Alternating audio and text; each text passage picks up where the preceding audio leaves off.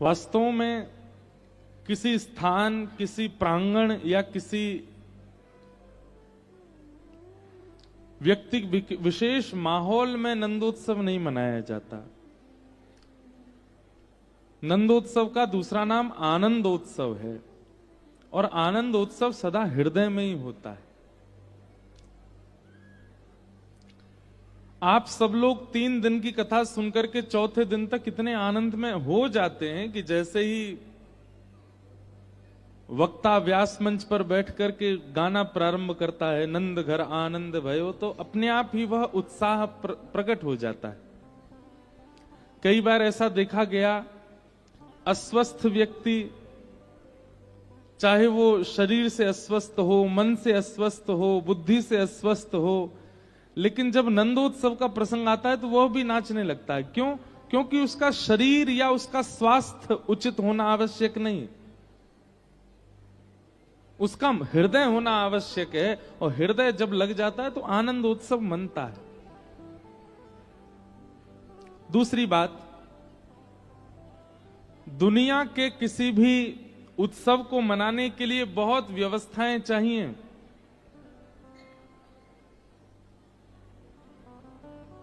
बहुत सावधानी से सुनिएगा। दुनिया के किसी भी उत्सव को मनाने के लिए बहुत व्यवस्थाएं चाहिए। आपको अपने घर पे बच्चे का भी जन्मदिन मनाना है तो पहले ऐसे झालर लटकाओ, केक मंगवाओ, आदि आदि। उसको आधुनिक परंपरा, भारतीय परंपरा तो नहीं है, पर जैसी परंपराएं चली आ रही हैं सब लोग वैसा करते हैं। और बालकों को भी यही लगता है कि जब तक केक ना आए, कोई सरप्राइज मुझको ना दिया जाए, उसका जन्मदिन उसको अधूरा ही लगता है। लेकिन ठाकुर जी का जन्मोत्सव ऐसा है, पेड़ के नीचे बैठे हो, धूप तापड़े में बैठे हो, कोई व्यवस्था नहीं है, फिर भी कोई राह चलता ही कह जाए नंद घर आनंद भयो, तो 4 लोग भी बोलेंगे जय कन्हैया लाल की। ठाकुर जी का नंदोत्सव आनंद उत्सव है और आनंद उत्सव हृदय में होता है। उसके लिए बहु व्यवस्थाएं आवश्यक नहीं है। हमारी जब कथा होती है तो आयोजक लोग पूछते हैं, महाराज जी आज नंदोत्सव है, आज विशेष क्या करें? मैंने कहा भाई आप कुछ कर भी नहीं सकते विशेष। ठाकुर जी का जन्मोत्सव अपने आप में ही विशेष है, आप उसमें क्या विशेषता प्रस्तुत करोगे? कई लोग ढोल नगाड़े बजाते हैं, कई लोग बैंड बाजे मंगवा लेते हैं, पटाखे फोड़ते हैं, छोटे छोटे बच्चों को कृष्ण बना के लाते हैं। ये सब आप एक्स्ट्रा कर रहे हो, इसकी आवश्यकता नहीं है। नंदोत्सव की कथा ही अपने आप आनंदित कर देती है, सब लोग अपने आप झूमने लगते हैं, उत्सव मनाने लगते हैं। क्यों? क्योंकि नंदोत्सव शरीर का उत्सव नहीं है, वो हृदय का उत्सव है, वो आनंद का, वो आत्मा का उत्सव है। और जहां हृदय प्रधान होता है, जहां आत्मा प्रधान होता है, वहां शरीर केवल क्रिया मात्र करता है, उसको व्यवस्थाओं की आवश्यकता नहीं होती। शरीर का उत्सव नहीं है नंदोत्सव, आत्मा का उत्सव है। सब ब्रजवासी, सब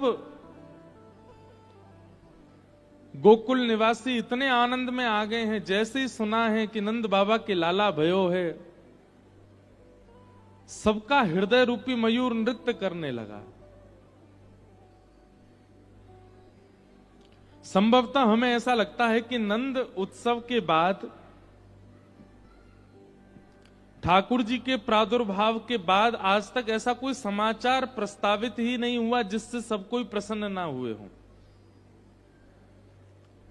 इतने समाचार इतनी दिन में कुछ ना कुछ होते ही रहते हैं, पर ऐसा कोई समाचार जिससे सब प्रसन्न हुए हों, ऐसा नहीं होता। हां, कोई समाचार आज अगर आया उससे ज्यादातर लोग प्रसन्न, पर सब प्रसन्न नहीं है। कई लोग उसमें भी टांग खींचने वाले होते हैं, कई लोग उसमें भी कमियां निकालने वाले होते हैं। सरकार ने फलाना फलाना कोई लागू कर दिया नियम, तो हां यह है कि 80% जनता उससे प्रसन्न है, पर 20% होंगे ही होंगे जो उससे अप्रसन्न होंगे। पर ठाकुर जी के जन्मोत्सव की खबर जिस जिस के कान में पड़ी है, कंस को छोड़ करके बाकी सब प्रसन्न है। ठाकुर जी के जन्मोत्सव में कंस को छोड़ करके और कोई ऐसा है ही नहीं जो प्रसन्न नहीं है। सबको आनंद हो रहा है, इसीलिए उसको आनंद उत्सव कहा, क्योंकि अप्रसन्न होने वालों की संख्या है ही नहीं। एक व्यक्ति अप्रसन्न है तो उसको कोई परसेंटेज में थोड़ी गिना जाएगा। और कंस की प्रसन्नता अप्रसन्नता से इतनी प्रसन्नताओं पर कोई लाभ भी नहीं होने वाला। लेकिन ठाकुर जी के जन्मोत्सव की चर्चा जिसके कान में पड़ती है वही नाचने लगता है। ऐसी स्थिति भागवत में बताई गई है। कोई बूढ़ा है, कोई बीमार है, कोई लाचार है, कोई निर्धन है, उनको भी पता चलता है कि नंद बाबा के लाला भयो है, वे भी नाचने लग जाते हैं, वे भी आनंद में भर जाते हैं, उनके भी नेत्र सजल हो जाते हैं। कोई व्यक्ति पूछता, भैया तुम्हारे नेत्र सजल हो गए, तुमने नंद बाबा को लाला देखो है? वो कह देते हैं, बोले हमने देखो ना है, पर पता ना क्यों ये खबर सुन के बड़ो आनंद है रोए चित्त में। इसलिए आनंदोत्सव, नंदोत्सव। सब ब्रजवासी नाच रहे हैं, सब गा रहे हैं, सब उत्सव मना रहे हैं।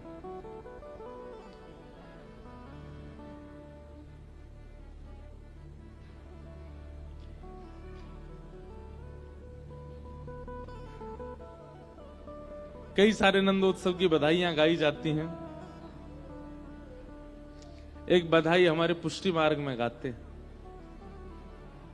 हेरी है भैया हो आज नंद राय के आनंद भयो। एक प्रकार से कहा जाए तो सबसे पुरानी बधाई है ठाकुर जी के उत्सव की सबसे पुरानी बधाई जो मानवों ने गाई वो यही है। नंद घर आनंद भयो जय कन्हैया लाल की ये भी बाद में बनी होगी, पर सबसे पुरानी बधाई अगर ठाकुर जी के जन्मोत्सव की है तो वो ये है, हेरी है भैया हो आज नंद राय के आनंद भयो। नाचत गोपी करत कुलाहल, नाचत गोपी करत कुलाहल, मंगल चार भयो हेरी है आज नंद राय के आनंद भयो। बहुत सुंदर है, अगर मिलेगी तो गाऊंगा पूरी। बहुत सुंदर बधाई है। नाचत गोपी करत कुलाहल। कुलाहल का मतलब क्या होता है? कुलाहल के बहुत अर्थ होते हैं। कुलाहल का मतलब शोर भी होता है, कुलाहल का मतलब विचित्र विचित्र आकृति से नृत्य भी होता है, और कुलाहल का मतलब एक दूसरे को तंग करना भी होता है, छेड़ना वो भी होता है। मतलब जैसे होली आती है तो होली वाले दिन सबको एक ऊधम आ जाता है, क्या सबको छेड़ो, जो बच के भाग रहा हो उसी को गुलाल लगाओ, उसी को पकड़ लो, उसी को गिरा दो, उस पर पानी डाल दो। और उस दिन कोई बुरा नहीं मानता। कोलाहल कब किया जाता है? जब कोई बुरा ना माने। तो ठाकुर जी के नंदोत्सव में भी ऐसा ही हो रहा है। गोकुल में घर घर में दही दूध घी मक्खन इनके भंडार हैं, और गोपियां ले ले करके एक दूसरे पर उड़ा रही हैं, आनंदित करा रही हैं सबको, कोलाहल कर रही हैं, नृत्य कर रही हैं, शोर कर रही हैं, और एक दूसरे को पकड़ के दही में, हल्दी में, चंदन में, केसर की कींच में पकड़ पकड़ करके डाल रही हैं, और सब आनंद मना रहे हैं। नाचत गोपी करत कुलाहल, मंगल चार भयो आज नंद राय के आनंद भयो। सब नाच रहे हैं। अवाद्यंत विचित्राणी वादित्राणी महोत्सवे। एक दूसरे के कंधा पे चढ़ चढ़ करके सब लोग शोर मचा रहे हैं, विचित्र विचित्र वाद्य बजा रहे हैं। और श्री नंद बाबा क्या कर रहे हैं? नंद बाबा इतना लुटा रहे हैं, इतना लुटा रहे हैं कि महाराज कोई गिनती नहीं है उसकी। ये बात तो मैं कथा में कहा करता हूं कि ठाकुर जी जीवन में आ जाएंगे तो एक बात याद रखना, ठाकुर जी अगर जीवन में आ गए, संग्रह करने की जो स्थिति है ना, ये खत्म हो जाएगी। किसी ने अच्छी माला पहनाई तो आप उसको संभाल के रखते हो, किसी ने अच्छे वस्त्र दिए आप संभाल के रखते हो, घड़ी दी आप संभाल के रखते हो। ये जब तक संभाल के रखने वाली स्थिति आपकी है ना, तब तक समझना ठाकुर जी नहीं आए हैं। ठाकुर जी जीवन में आ गए तो कैसे रह जाओगे? सामान्य सी किसी व्यक्ति की प्रसन्नता आपने सुन भी ली ना, तो गले के हार उतार उतार के उसको पहनाओगे। कोई व्यक्ति कहेगा, बोले सामान्य सी बात पे इतनी प्रसन्नता कौन करता भाई? हम लोगों की प्रसन्नता नाप तोल के की जाती है। जैसे पता है कि अच्छा एक पता नहीं ऊना में होता है कि नहीं, हमारे उत्तर भारत में एक रिवाज होता है, जब ब्याह होता है ना तो ब्याह में लिफाफा लेके जाते हैं लोग। तो लिफाफा सबको नहीं दिया जाता, उसी को दिया जाता जो डायरी पेन लेके बैठा हो, उसको जाकर के देते हैं। तो वो क्या करता है, अच्छा कहां से नाम लिखा होगा लिफाफे पे, इनके यहां से कितनी आए, बोले इतने आए। अब इनके घर में जब ब्याह होगा ना तो हम भी इतने ही दे के आएंगे। पता नहीं यहां होता है, ऐसा होता है? ये तो भारतीय रिवाज है, सब जगह का ही रिवाज है।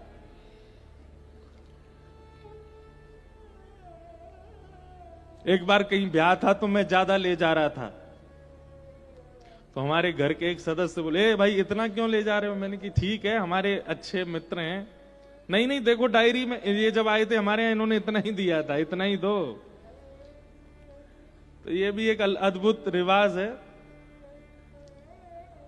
ब्याह शादियों के समय बड़े अच्छे अच्छे ऐसे ऐसे रिवाज सुनने को मिलते हैं, दूर दूर तक देखे नहीं। अगर आप कोई महंगा गिफ्ट ले जा रहे हो तो घर के बड़े लोग रोके, कितने का है? 5,000 का। उनने जो दिया था वो 2,500 का ही था, उतने का ही दे के आओ, इससे ज्यादा का नहीं।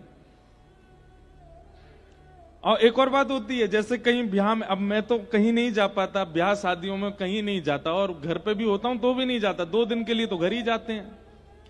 तो पहले जब छोटे थे तो जाते थे, तो हमसे बोल दिया जाता था ये लो लिफाफा देख के आना।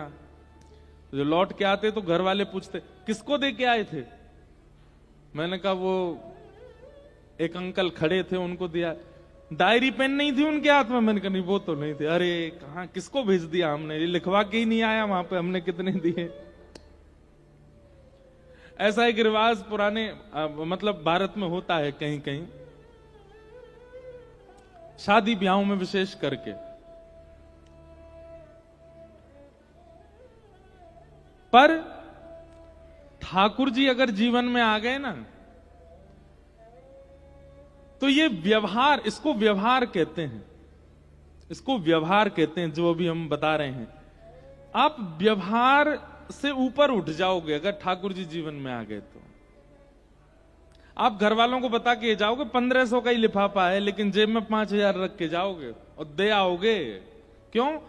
लुटा, एक प्रकार से वितरण करने की स्थिति आ जाती है, संग्रह का मन कम होता है। अभी आपके पास कोई अच्छी चीज आती है तो आप अपना मान करके अपने प्रयोग में लोगे, इसलिए रख लेते हो। लेकिन ठाकुर जी जीवन में आ जाएंगे तो कोई भी वस्तु आएगी आपके पास तो आप विचार करोगे हमारी मौसी का बेटा है ना, उसको ऐसी चीजें बढ़िया, ये रख लेता हूं, जब वो मिलेगा उसको दूंगा। बांटने की स्थिति आती है, संग्रह की नहीं। आप अपने प्रयोग में ले सकते थे उस चीज को, लेकिन नहीं लोगे। वितरण का भाव,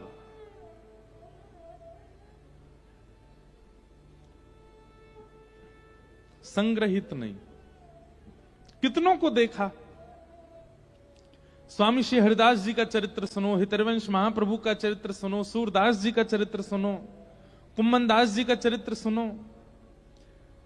सीधी बात है, जिसके पास परम निधि आ गई उसको संसार की छोटी मोटी निधियों से कोई फर्क नहीं पड़ेगा, फिर वो उनके संग्रह में जाएगा ही नहीं।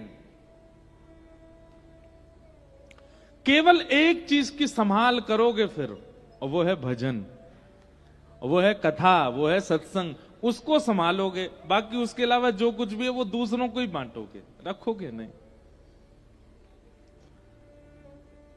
तो नंद बाबा का अटारी पर चढ़ करके ब्रजवासियों को लुटाना इस बात का द्योतक है कि ठाकुर जी जीवन में आ गए तो आप भी छत पे चढ़ जाओगे, सब लुटाए दोगे, कछु नहीं रखोगे। ले जाओ भैया, सब ले जाओ, हमें कुछ नहीं चाहिए, हमारे तो केवल गोपाल जी हमारे पास रहे।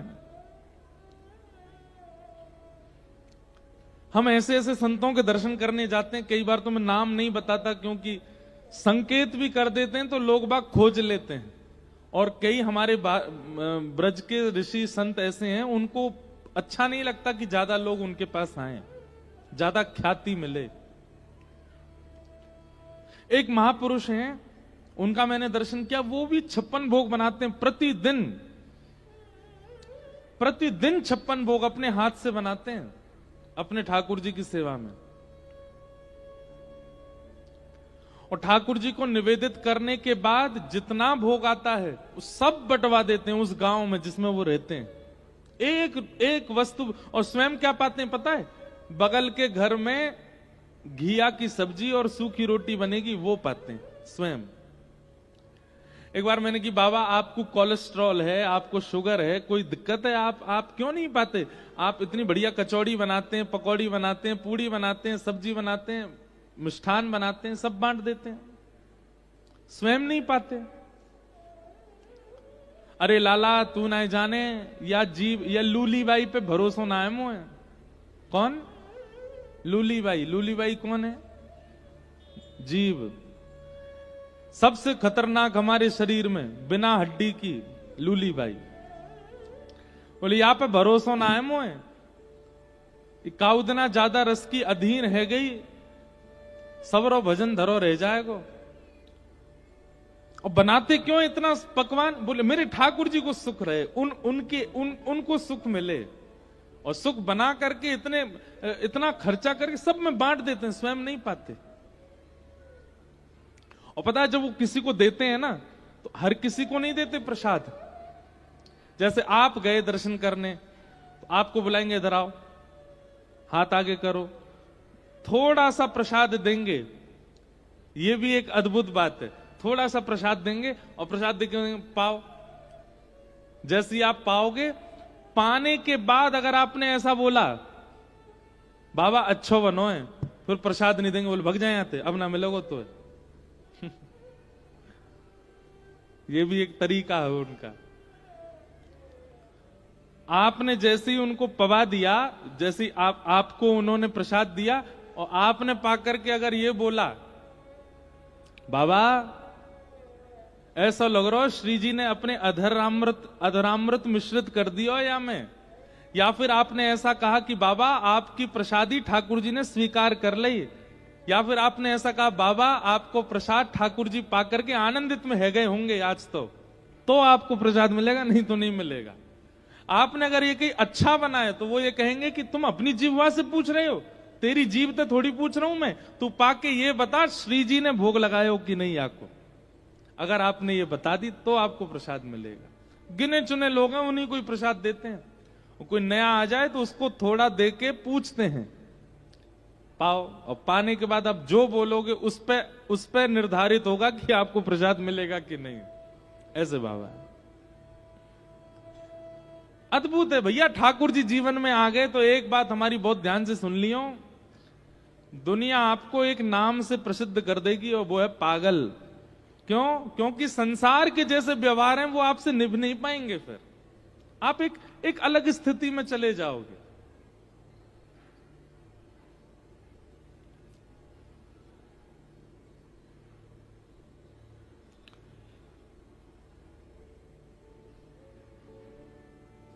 नंदस्त्वात्मज उत्पन्ने जाता ह्लादो महामना, आहूय विप्रान् वेद ज्ञान स्नातः सुचिरलंकृतः, वाचयित्वा स्वस्तेनं जात कर्मात्मजस्य वै, कारयामास विधिवत पितृदेवार्चनम तथा। ठाकुर जी जीवन में आएंगे तो संग्रह का मन नहीं होगा, आप संग्रहित नहीं करोगे। ठाकुर जी जीवन में आएंगे तो दोष दृष्टि खत्म हो जाएगी। आप जिसको देखोगे आपका मन अपने आप करुणा से भरा आएगा, कहीं ना कहीं उसके प्रति प्रेम प्रकट होने लग जाएगा, उसके प्रति भाव प्रकट होने लग। दूसरे लोग आपको रोकेंगे, अरे भाई तो जिसको इतना स्नेह दे रहा है ये स्नेह का अधिकारी नहीं है। लेकिन आपका स्वभाव ऐसा बन चुका होगा कि आप दोष देख ही नहीं पाओगे, आप उसमें भी स्नेह दृष्टि रखोगे। और एक बात और कहते हैं, क्षमा कीजिएगा, बहुत ज्यादा ख्याति प्राप्त लोग, बहुत ज्यादा धनवान लोग, बहुत ज्यादा संसार के व्यवहार में युक्त लोग, इनसे थोड़ा दूर रहने का मन होगा। हम इनके ज्यादा समीप ना जाएं, हमारी दूर से ही राम राम श्याम श्याम अच्छी। हम अब देखो कथा करते हैं तो कथा करने से जान पहचान तो बहुत लोगों में हो गई है, पर मैं ऐसे कितने लोगों को जानता हूं, हर बार मिलने आएंगे, हर महीना 2 महीना 3 महीना में मिलने आते हैं, पर वो मिलने कैसे आते पता, दूर से ही मिलते हैं, उनको पास आने का कोई इच्छा नहीं होती। और मुझे अच्छा लगता है, ठीक है इनका दूर से ही मन है।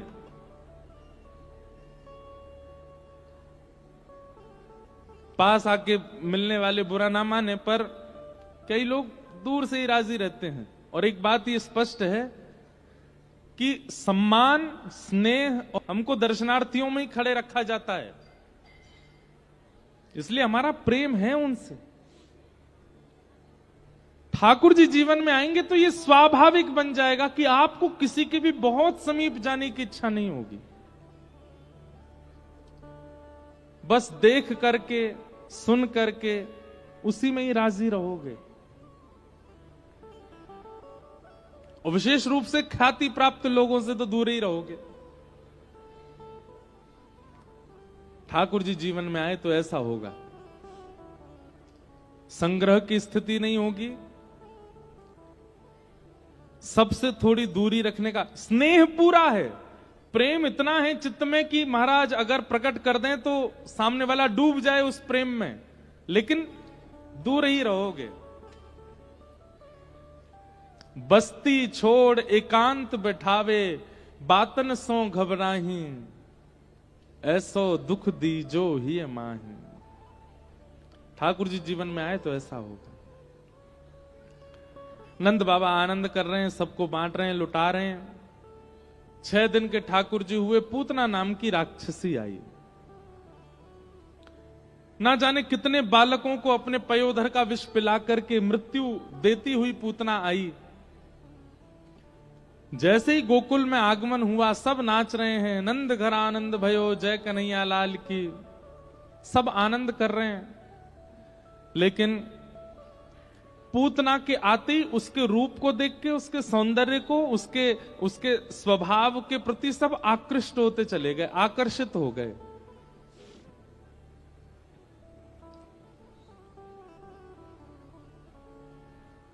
मैं एक बात बहुत कथा में विशेष रूप से कहता हूं, ये जितने भी राक्षस हैं ना, ये हमारे हृदय के स्वभाव हैं।